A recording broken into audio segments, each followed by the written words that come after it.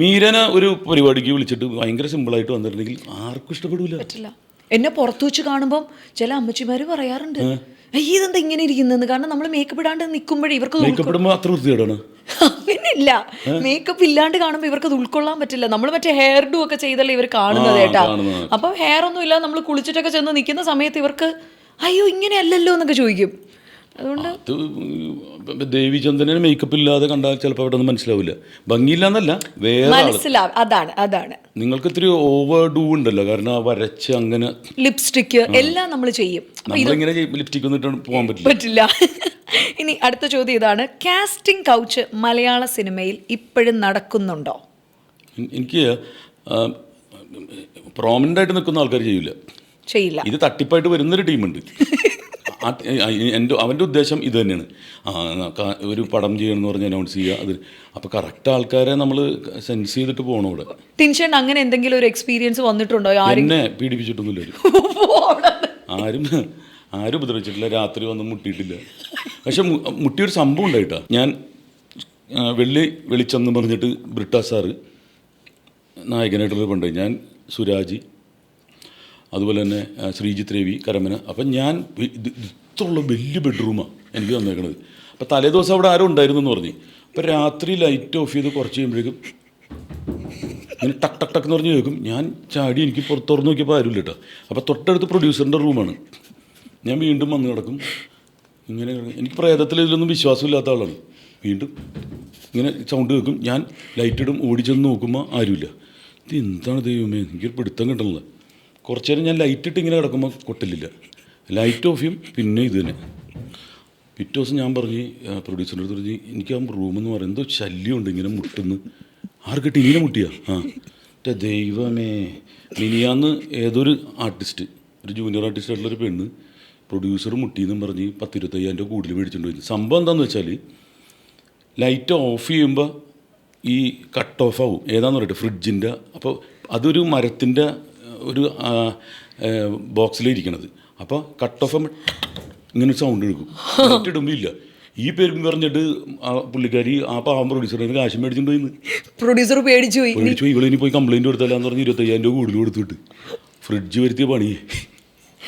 അത് മാത്രമേ എനിക്ക് ജീവിതത്തിൽ ഒരു പ്രശ്നം ഉണ്ടായിട്ടുള്ളൂ. പിന്നെ അത് പക്ഷേ ഒരു കാര്യം പറയണം, ഐ നോ ടിൻചേട്ടാ for like near to 12 years. ഇത്രയും ഇന്ന് വരെ ഞങ്ങൾക്ക് ആർക്കും ടിൻചേട്ടൻ ഒരു ഹൈ പോലും അയച്ചിട്ടില്ല. ഹൈ എന്ന് പറഞ്ഞാൽ എന്തെങ്കിലും ആവശ്യം ഉണ്ടെങ്കിൽ ഇന്ന ഷോയാണ് അതാണെന്ന് പറഞ്ഞ് വിളിക്കും.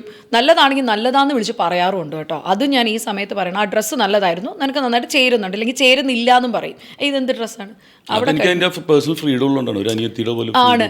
അല്ലാതെ മോർ ദാൻ ദാറ്റ് ഒന്ന് വിളിക്കുകയോ അല്ലെങ്കിൽ എന്താ ചെയ്യുന്നത് അങ്ങനെ ഒരു കോൾ ഇന്ന് വരെ ഈ 12 വർഷത്തിൽ എനിക്ക് വന്നിട്ടില്ല ടിൻചേട്ടൻ്റെ ഭാഗത്തു നിന്ന്. ഏറ്റവും കൂടുതൽ ജെൻസി കുട്ടികളെ വിഷമിച്ചത് പ്രേം നസീർ സാറിൻ്റെ ഒരു ഇഷ്യൂ വന്നപ്പോൾ ഞാൻ ക്ലാരിഫിക്കേഷൻ ചെയ്തു. അവർ തന്നെ അതുകൊണ്ട് എനിക്ക് അവാർഡും തന്നു. അവരുടെ അതാണ് അത് നമ്മൾ പറയണം. നസീർ സാറിൻ്റെ ഫസ്റ്റ്, അതായത് എത്രയോ നാൾ കഴിഞ്ഞ് അവർ കണ്ടക്ട് ചെയ്ത ഇതിൽ എല്ലാ ഫാമിലി എല്ലാവരും ഉൾപ്പെട്ട ഇവൻറ്റിൽ ടിൻചേട്ടനാണ് അവാർഡെല്ലാം അവർ നൽകിയിട്ടുണ്ടായിരുന്നത്. So there is absolutely no, എന്താ പറയുക, ഒരു പ്രശ്നം അവിടെ നിലനിൽക്കുന്നില്ല. ടിൻചേട്ടൻ പറഞ്ഞത് ഈ പറഞ്ഞ പോലെ പല രീതിയിൽ അത് വ്യാഖ്യാനിക്കപ്പെട്ടു എന്നുള്ളതാണ് സത്യം. അല്ല, സത്യം അവസാനം വിജയിക്കും. അത് മനോഹരമായിരിക്കും, അത് വെരി സ്വീറ്റ് ആയിരിക്കും. ആണ്. ടിൻചേട്ടൻ ഇനി റിലീസ് ആവാൻ നിൽക്കുന്ന സിനിമയും കൂടി ഒന്ന് ഷെയർ ചെയ്യാം. റിലീസ് പെരുങ്കളിയാട്ടമാണ്, ഒരു വലിയ ബാനറിൽ ജയരാജ് സാറിൻ്റെ. അതിൽ നല്ലൊരു ക്യാരക്ടറാണ്, ഒരു ഗംഭീര ക്യാരക്ടറാണ്. പിന്നെ ഓട്ടൻതുള്ളൽ, അത് വിഷുവിന് റിലീസുണ്ട്. അത് ഷാജോൺ, ഞാൻ, പിന്നെ വിഷ്ണു ഉണ്ണികൃഷ്ണൻ, ഹരിശ്രേഷ്, അങ്ങനെ ഒരു ടീം. വിജയരാജ കുട്ടേട്ടനുണ്ട്. പിന്നെ ചേരാന്ന് പറഞ്ഞൊരു പടമുണ്ട്, അത് നിമിഷ സജയൻ, റോഷൻ മാത്യൂസ്. അത് 3 ഒരുക്കി വെച്ചിരിക്കുന്നത്. എല്ലാം വലിയ ബിഗ് ബഡ്ജറ്റ് ചിത്രങ്ങളുടെ ഭാഗമായിട്ടാണ് ഇനി ടിൻചേട്ടൻ നമ്മൾ സ്ക്രീനിൽ കാണാൻ പോകുന്നത്. ഒരു ലാസ്റ്റ് ഒറ്റ one piece of advice to the present generation, ഇന്നത്തെ പൂക്കി കുട്ടികളോട് ഒരു പീസ് ഓഫ് അഡ്വൈസ് കൊടുക്കാൻ പറഞ്ഞാൽ അതെന്തായിരിക്കും? നിങ്ങളുടെ ഫാമിലിയെ ആദ്യം ഇഷ്ടപ്പെടുക, അത് കഴിഞ്ഞ് മതി മറ്റത് എന്തും.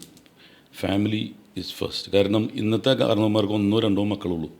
അവർക്ക് വേണ്ടിയിട്ടാണ് അവർ ജീവിക്കുന്നത്. അപ്പോൾ ഞാനൊരു പാരൻ്റ് എന്ന നിലയിൽ അവരുടെ സന്തോഷത്തിന് വേണ്ടിയിട്ട് പ്രാഥമിക പരിഗണന കൊടുക്കുക. അവരുടെ ഇഷ്ടത്തിന് നിങ്ങൾ ജീവിക്കുക.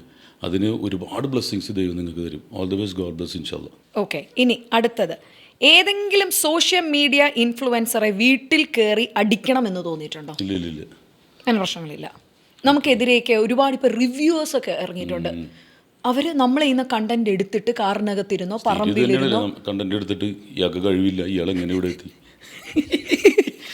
അവരെ തല്ലണം എന്നോ കൊല്ലണം എന്നോ എപ്പോഴെങ്കിലുമൊക്കെ തോന്നിയിട്ടുണ്ടോ? അത് മുകളിലേക്കാണ് കൊടുത്തേക്കണത്. നമ്മുടെ ആള് എൻ്റെ അടുത്ത് ഇഷ്ടമുള്ള സ്റ്റാർ ഏതാന്ന് ചോദിച്ചു. ഇഷ്ടമുള്ള സ്റ്റാർ ഏതാ? അതൊക്കെയല്ല സാധാരണ ചോദിക്കുന്നത്. ഇഷ്ടമുള്ള നടൻ ഏതാ അതൊന്നും ചോദിക്കാൻ ഞാൻ അതൊന്നുമില്ല ഇപ്പൊ. ഞാൻ പറയും my super star is Jesus Christ. എന്താന്ന് വെച്ചിട്ടുണ്ടെങ്കിൽ ഒന്ന് ക്രൂശിത രൂപം കണ്ടിട്ടുണ്ടോ? 6 പാക്കാണ് അല്ലേ. ഞാൻ റൂമിൽ പോയപ്പോൾ അതൊന്ന് അന്വേഷിച്ചു. അതായത് 6-7 അടിയായിട്ട് ഉണ്ടായിരുന്നു. ജൂതനാണല്ലോ, ജൂതന്മാരെ കണ്ടല്ലേ, ജ്യൂസിന് ഭയങ്കര ഭംഗിയായിരിക്കും, മൂക്കൊക്കെ വെച്ച് സിൽക്കി ഹെയർ ആണ്. ഒരു വെള്ള ഡ്രസ്സൊക്കെ ഇട്ടിട്ട് അങ്ങനെ ഒരാൾ വന്ന് നിന്നാളുള്ളൊരു അവസ്ഥ ഓർത്തേക്ക്. പിന്നെ ജീസസ് ക്രൈസ്റ്റ് ഗ്രാഫിക്സ് വെച്ചിട്ടല്ല അത്ഭുതം കാണിച്ചേക്കണത്. മറ്റേ KGF കാണിക്കുന്ന പോലെ മറ്റേ ഗ്രാഫിക്സും ഇതും വെച്ചിട്ടല്ല. അത് ഞാൻ വിശ്വസിക്കുന്നു അതിൽ. അപ്പോൾ എൻ്റെ സൂപ്പർ സ്റ്റാർ ജീസസ് ക്രൈസ്റ്റാണ്. ആ ജീസസ് ക്രൈസ്റ്റും പിന്നെ ഞാൻ കുറച്ച് എൻ്റെ മാലാകമാർ എൻ്റെ കൂടെ ഉണ്ട്. Michael Gabriel Raphael. വേറെ പ്ലാറ്റ്ഫോമിലേക്ക് ഞാൻ പോകും കേട്ടോ സംസാരിച്ചു തുടങ്ങിയാൽ. അപ്പോൾ ആ ഒരു പ്രൊട്ടക്ഷൻ ഉണ്ട്. അതല്ല ഇങ്ങനെ നിൽക്കുന്നത്. അല്ലെങ്കിൽ ഞാൻ പറയട്ടെ, നമ്മളൊക്കെ എപ്പോഴും യാത്ര ചെയ്തുകൊണ്ടിരിക്കുക. ഒരു വണ്ടി മാറി വന്നാൽ പോയി തീർന്നില്ല നമ്മൾ. ഈ മീരയുടെ വിചാരം, മീര ബെൻസിൽ പോകുമ്പോൾ എല്ലാവരും ഇവിടെ നന്നായി പോട്ടെ, അങ്ങനെ ആയിരിക്കില്ല. പല അസൂയാലുക്കളുണ്ടാവും. അപ്പോൾ പല ഇതുണ്ടാവും. പോകുന്ന വഴി നമ്മൾ വിശ്വസിക്കുന്ന ദൈവത്തിനെ ഒന്ന് കാവലേൽപ്പിക്കുക. എല്ലാം ഒന്ന് തന്നെയാണ്.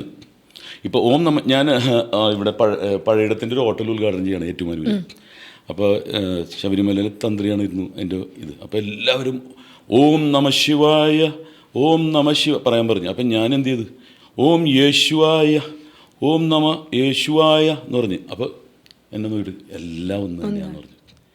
അപ്പോൾ ഒരു ഇതിലേക്ക് നമ്മൾ പല രീതിയിൽ വരുന്നു എന്ന് മാത്രമേ ഉള്ളൂ. ഈ മതത്തിൻ്റെ പേരിലൊക്കെ അടിയുണ്ടാക്കണമെന്ന് പറഞ്ഞാൽ സാത്താൻ്റെ സന്തതികളാണ്. ബാക്കി എല്ലാത്തിലും സമാധാനമാണ് പഠിപ്പിക്കുന്നത്. സ്നേഹിക്കുക. മതത്തിൻ്റെയും രാഷ്ട്രീയത്തിൻ്റെയൊക്കെ പേരിൽ നമ്മൾ വേർതിരിച്ച് മനുഷ്യനെ കാണരുത്. ഞാൻ ഇന്ന മതമാണെന്ന് പറയുമ്പോൾ എൻ്റെ ഓപ്പോസിറ്റ് മതത്തിന് ഇവൻ ക്രിസ്ത്യാനി, ഇവൻ എന്താണ് ക്രിസ്സംഖ്യാണ്, അല്ലെങ്കിൽ ഞാൻ അമ്പലത്തിൽ കയറുമ്പോൾ ഇവൻ പള്ളീനെ തള്ളി. എനിക്ക് സ്വാതന്ത്ര്യമില്ല എല്ലാവരും ഇഷ്ടപ്പെടാൻ, എല്ലാ രാഷ്ട്രീയക്കാരെയും. എനിക്കിഷ്ടമുള്ള രാഷ്ട്രീയക്കാരെ, എനിക്കിഷ്ടമുള്ള മതത്തിലുള്ളവരെയൊക്കെ ഇഷ്ടപ്പെടാൻ സ്വാതന്ത്ര്യമില്ലേ? അതാണ് കറക്റ്റ്. അപ്പം വളരെ കൃത്യമായിട്ട് പറഞ്ഞു കഴിഞ്ഞു. ഇത്രയും പറയുമ്പോൾ ഭക്ഷണ കാര്യത്തിൽ നായികമാരിലേക്ക് വരുമ്പോൾ ഭക്ഷണം കൃത്യമായിട്ട് ടേക്ക് കെയർ ചെയ്യുന്ന മലയാളത്തിലെ നായിക ആരാണ്? അത് നമ്മൾ കാണാറില്ലല്ലോ. ഞാൻ നോക്കിയപ്പോൾ നീത്താപ്പിള്ളില്ലേ, പാപ്പൻ പടത്തിൽ ഞാൻ നോക്കിയ ഫ്രൂട്ട്സ്, ഞാൻ നോക്കിയപ്പോൾ ചാമ്പൊക്കെ വീട്ടിൽ നിന്ന് ചാമ്പൊക്കെ കൊണ്ടുവന്നിട്ട് കഴിക്കുന്നത്. പക്ഷെ അങ്ങനെ കഴിക്കുന്നത്. പിന്നെ നടിമാരെന്ന് പറയുമ്പോൾ പൊന്നമ്മ ബാബു ചേച്ചി നന്നായിട്ട് കുക്ക് ചെയ്യും, അസാധ്യമായിട്ട് കുക്ക് ചെയ്യും. അപ്പം ഒരു ഫുഡിയായിട്ട് ഇതുപോലെ തന്നെ ഇവരോട് താരതമ്യം ചെയ്യാൻ പറ്റുന്ന പൊന്നമ്മ ചേച്ചിയാണ്. ബാക്കിയുള്ളവർ കഴിക്കുന്നത് എന്താണെന്ന് കാണില്ല. അപ്പം നടിമാരധികം കഴിക്കുന്ന കാണുന്നില്ല ടിൻചേട്ടൻ. എന്നാലും മേക്കപ്പ് ഇല്ലാതെ കണ്ടതിൽ ഏറ്റവും സുന്ദരിയായ നായിക മലയാളത്തിലെ. മേക്കപ്പ് ഇല്ലാതെ, ഈ കുട്ടിക്ക് മേക്കപ്പ് വേണ്ടിയിരുന്നില്ലല്ലോ, മേക്കപ്പ് ഇല്ലാതെ എന്തൊരു ഒട്ടും മേക്കപ്പ് ഇല്ലാതെ സരയുവിനെ ഞാൻ നല്ല സ്കിന്നും ഇതൊക്കെയാണ്. നമ്മുടെ സരയു ഒരിക്കലും മേക്കപ്പ് ഇടാറില്ല, ഫംഗ്ഷന് മാത്രമേ ഇടാറുള്ളൂ. അപ്പം ഞാൻ നോക്കുമ്പോൾ ചേഞ്ചസ് വരാത്തത്. എന്നാൽ ഏതെങ്കിലുമൊക്കെ ട്രോൾ ടിനിച്ചേട്ടൻ ഇൻ പേഴ്സണോ ഇത് ഇച്ചിരി കടന്നു പോയി എന്ന് തോന്നിയ മൊമെന്റ്സ് ഉണ്ടായിട്ടുണ്ടോ? ഇല്ലില്ല, നമ്മൾ ട്രോളിട്ടുള്ള ആളാണ്. സ്റ്റേജിൽ നമ്മൾ ഇതുപോലെ തന്നെയല്ലേ ജീവിക്കുന്ന ട്രോളുകളായിരുന്നു. ഇപ്പോൾ VS സഖാവിനെ, ഉമ്മൻചാണ്ടീനെ, മമ്മൂക്ക, ലാലേട്ടനെയൊക്കെ അനുകരിച്ചിട്ടുള്ളതാണ്. അതിൻ്റെ ഒരു പുതിയ വേർഷനാണിത്. അപ്പം ഞാൻ ട്രോൾ ചെയ്തിട്ടുണ്ട്. എന്നെ ട്രോളാൻ പാടില്ല എന്ന് പറയുന്നത് ന്യായമല്ല. ടിനിച്ചേട്ടൻ ഞാൻ പറയാം ഭയങ്കര പോസിറ്റീവ് എനർജി റേഡിയേറ്റ് ചെയ്യുന്ന ആളാണ്. ഞങ്ങളുടെ കോമഡി സ്റ്റാർസ് ഒക്കെ ചെയ്യുന്ന സമയത്ത് ശരിക്കും പറഞ്ഞാൽ ടിനിച്ചേട്ടൻ്റെ അടുത്ത് ഒരു കൂട്ടം ആൾക്കാർ കാണും. കാരണം എന്താ പറഞ്ഞാൽ ഈ പറയുന്നതൊക്കെ ഭയങ്കര രസമുള്ള കാര്യങ്ങളായതുകൊണ്ടാണ്. ഇല്ലെങ്കിൽ ടിനിച്ചേട്ടൻ പറഞ്ഞാൽ ആരും കാണാറില്ല.